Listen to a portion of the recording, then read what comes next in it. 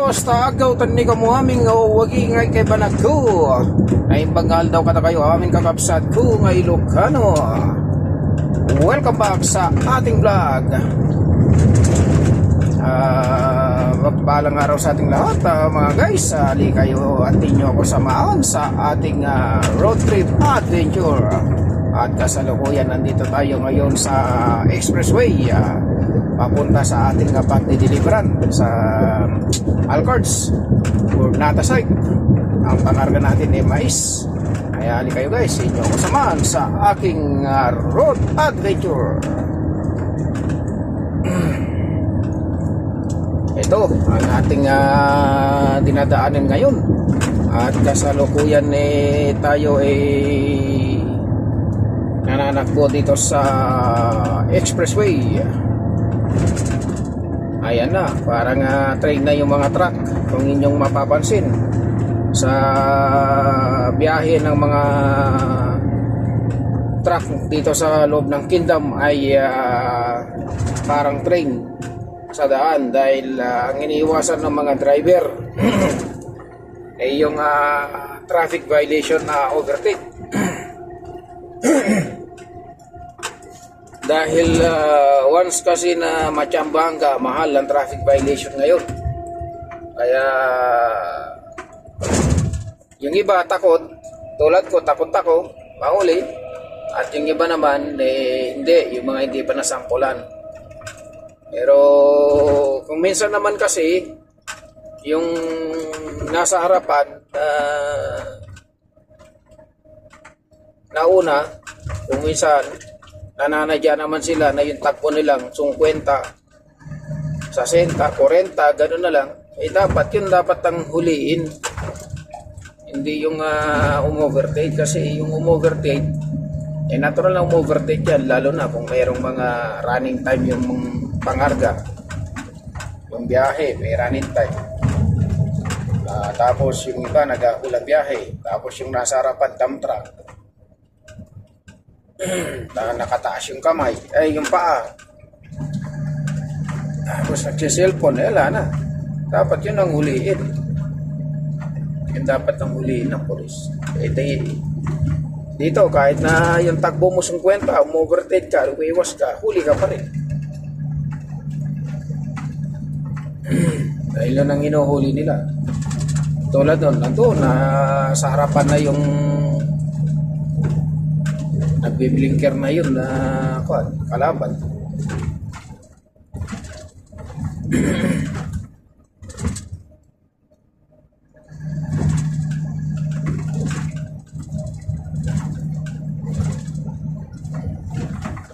Aga-aga nagbe-blinker na yun.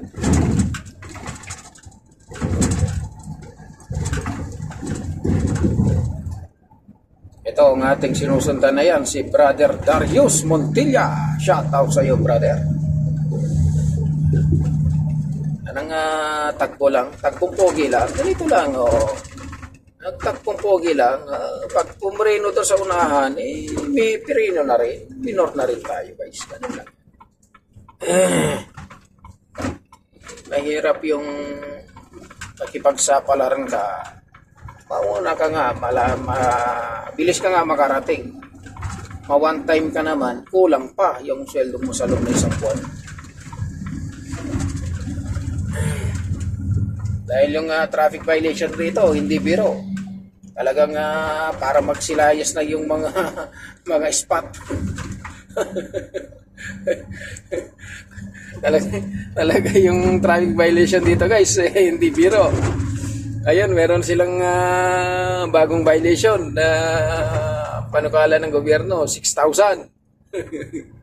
Magkano yung 6,000 real na yun sa peso? 90,000 na yun. Pinakamababa din yung cellphone na 900. Tapos yung isa, yung 3,000, yung napakan mo itong guhit sa kanan, yung stepping the line kung tawagin sa basketball, yung yellow line na yun. 3,000 yun.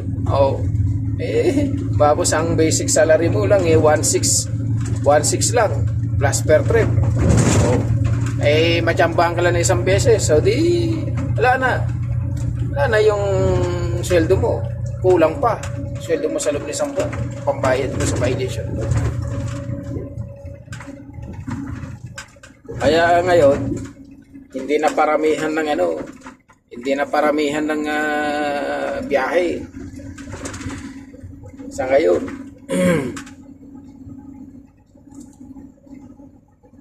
di bali makasampung biyahe ka lang sa loob ng isang buwan, basta wala kang violation, ayos na yun. O, katulad yan. O, yung tagpo na lang A55. Dahil mahaba yan. Eh, ba't ka lulusot? Kaya mo din gumagapang yung nasa likod na yun. Yung nasa harapan, kahit na gumagapang nasa harapan, ay mahirap na makipagsapalaran kasi dito sa lugar na ito, sa lahat ng daan ngayon, itat-tat na ng mga police patrol. Wala silang patawad, basta nakita nila na lumabas ka sa guhit. Huli na agad yun.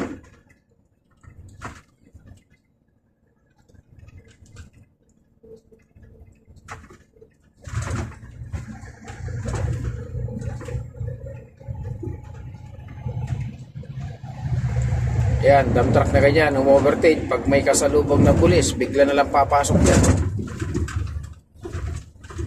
Hindi pa yan nasampulan. Ayun guys, yung sunog yun. Okay.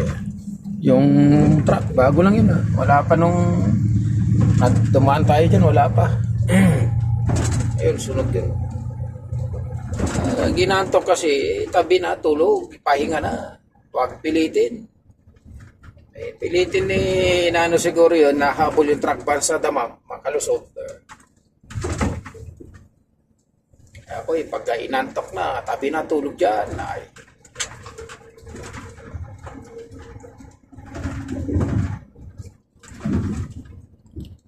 Kasi, pagpilitin mo guys yung magmaneho ng inantok ka, yung pakiramdam mo, malalaglag ka sa daan. Kumbaga wala ka sa mood na magmaneho na, wala na sa kwan yung pagmamaneho mo. Kaya mas maganda ipahinga mo muna, parang cellphone. Kapag low bat na i-charge mo, o pag naka-charge na ng 2 bar o saka mo buksan, o di malakas na naman, ganun yun. Parang tao rin, kailangan itulog mo ng 1 oras o 2 oras para sa ganun guminawa yung pakiramdam mo. Saka ka ngayon na magmaneho kapag huli, ganun yun. Pero kung pipilitin mo, ay mahirap. Sigurado may kalalagyan ka. Kasi wala nang control yung sarili mo. Wala ka na sa kondisyon. Ang trabaho, nandiyan lang yan. Ang biyahe, nandiyan lang yun. Tulad namin dito sa Almaray, hanggat may baka, may pangarga. Hanggat may arabo, may kumakain ng manok, may pangarga na mais sa soya, sugar, mais sa feeds.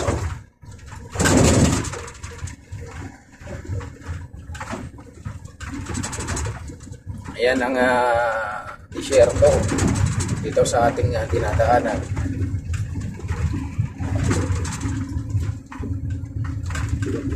Makikita yan guys.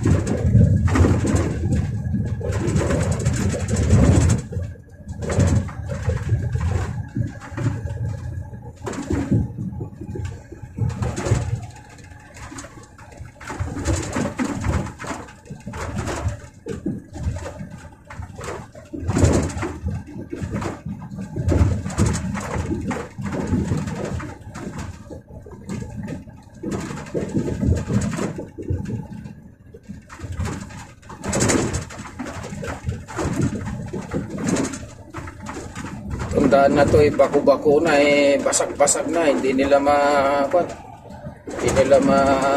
aspa-aspaltohan na i-repair uli. Wala pa siguro pundo ito. Bako-bako na. Nung unang kumpanya ko, ganito na ito Hanggang ngayon, ganito pa rin.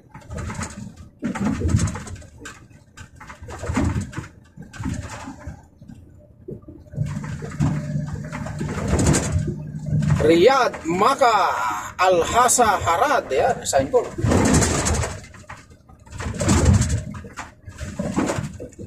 Dito tayo sa daan ng papuntang Riyadh. Qurais Road.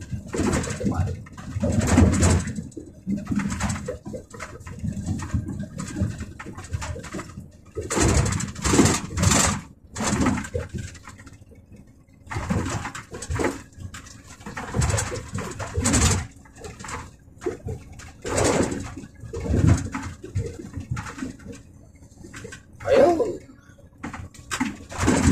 Ilang araw na yan dyan itong bulker na to na sumadsad. Buti, bumaliktad Ayan, sinasabi ko, pag inaantok, tabi tulog. Ilang araw na yan Pangalawang biyahe ko na to, nandiyan nandoon pa rin Ayun ang mahirap sa mga kumpanyang ganyan establishment. Ang tagal ng rescue. Tayo guys, tumahan dito sa Qurais Road, Riyadh. Tayo tumahan doon sa Harad. Achamba mo dyan yung yung naglilipat ng drilling. Naku!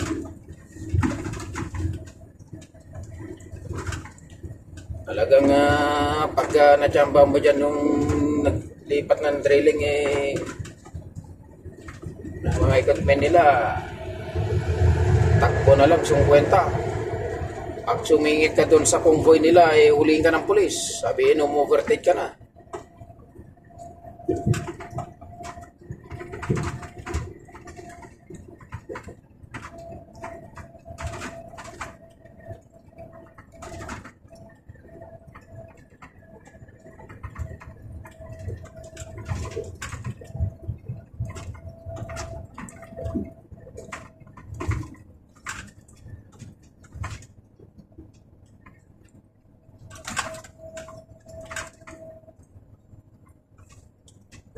Pero kaya pa ng pagtiyagaan, huwag ka lang mainip. Kailangan, sunod-sunod ka lang. Kung ayaw mong mahuli, sunod-sunod ka lang doon sa sinusutan. Ganun lang ang biyahe namin dito sa Saudi. Hindi katulad na dati na naghahapit ka sa biyahe, ngayon hapit na sa tulog. Kaya ngayon guys, wala nang hapit-hapit sa biyahe ngayon. Sa panahon ngayon, sa biyahe namin dito sa Kingdom, hapit sa tulog. Kaya nasa iyo na kung magpuyat ka pa rin. Yung iwas ka sa traffic, iwas ka sa kuwan, ganun. Kaya nananagbo ka sa gabi, hindi. Nasa iyo na yun. Kaya dito, hapit ka na yung ngayon sa tulog.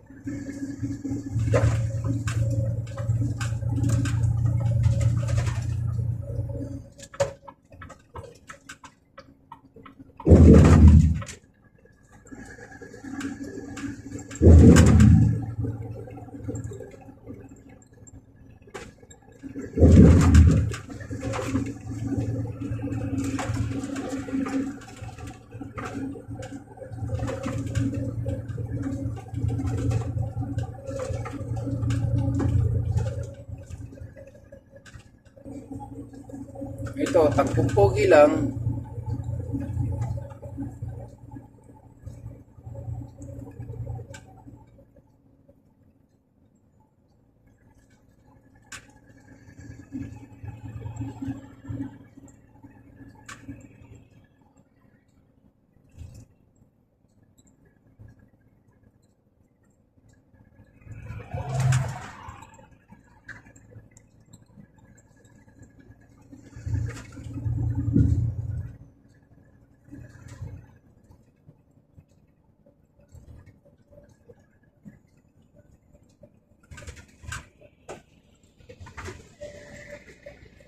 Yan guys, yung damo. Ayan ganda na pagka-bundle ng damo na yun.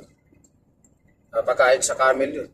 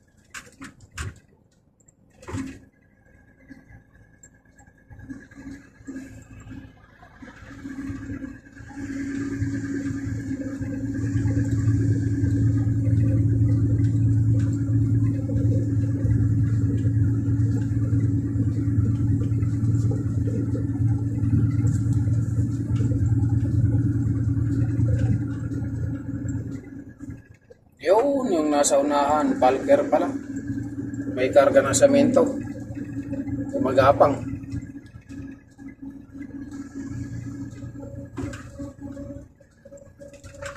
Ayan na, nakakalagay oh. Signboard, truck, no overtake.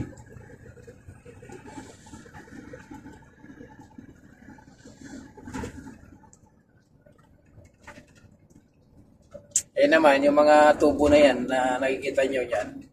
Ano yan? Yan yung pipeline ng langis.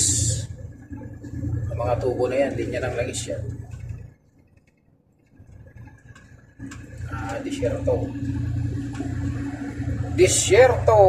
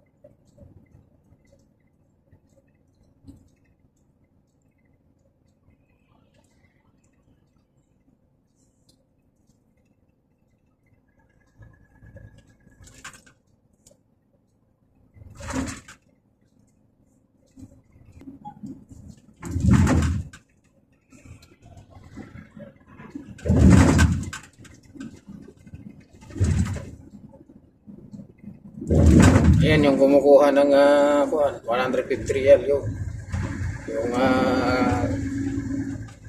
camping nila box na yun.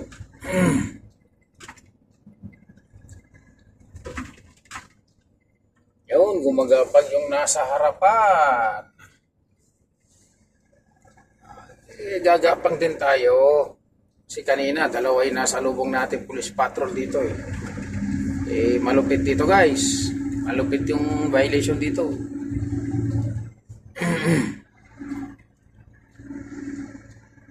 Walang pagkapakiusap. Basta kapag nakita ka, inahabol ka, binahinto ka, yun.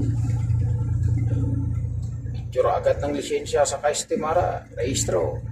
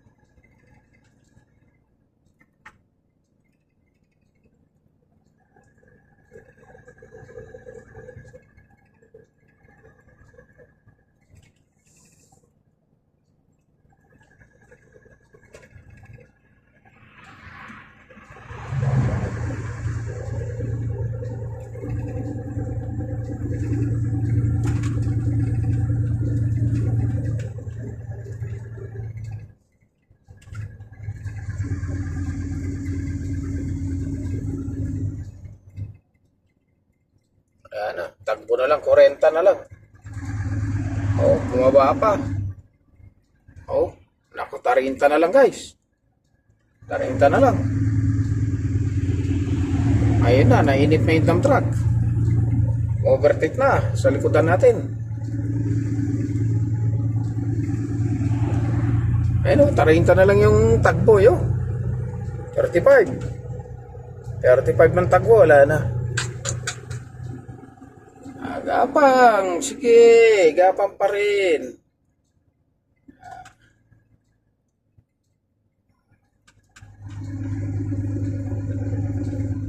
Tiyaga lang tayo, makakarating din yan. Makakarating din tayo dyan.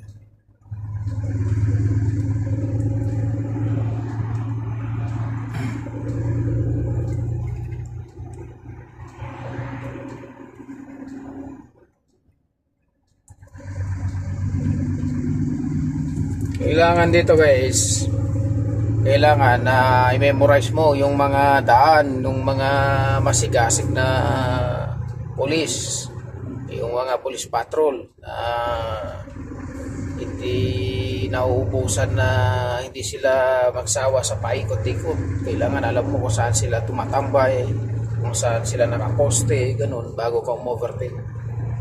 Kailangan bago mo overtake, tingnan mo yung likod mo sa side mirror, kung sa kaliwa, kung may pulis na nakatago na truck sa likuran o kaya doon sa harapan, at tingnan mo kung may parating bago ka lumabas, overtake sa kaliwa.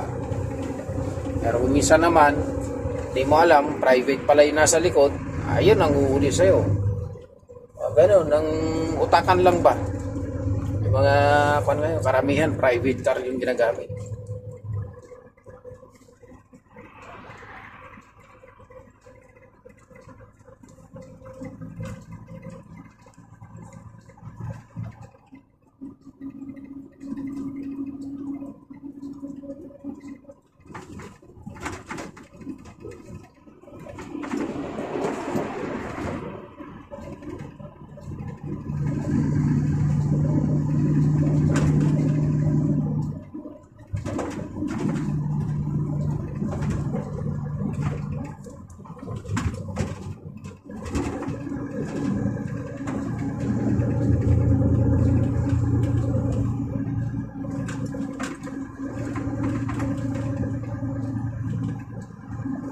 Kaya yung nasa unahan na yun na gumagapang,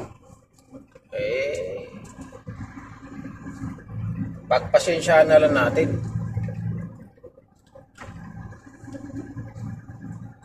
Yung gumagapang na yun sa unahan,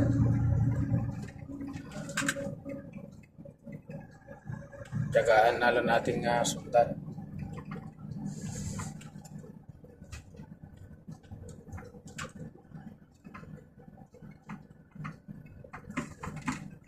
Yan ang disyerto. Napakaganda. Napakaliwalas.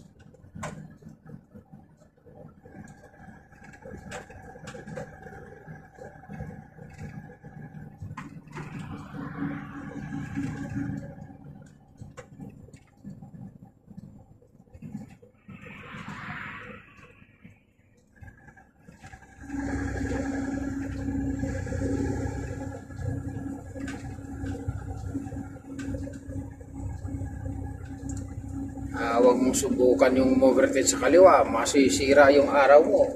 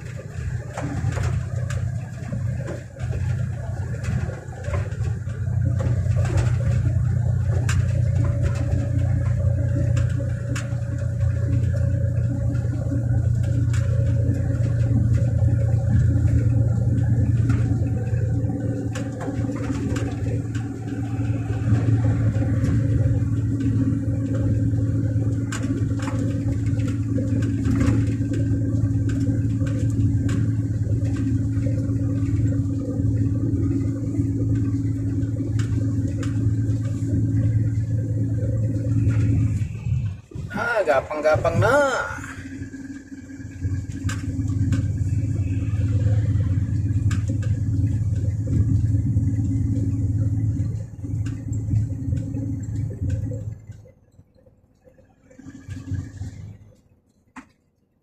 Gapang na guys, gapang na.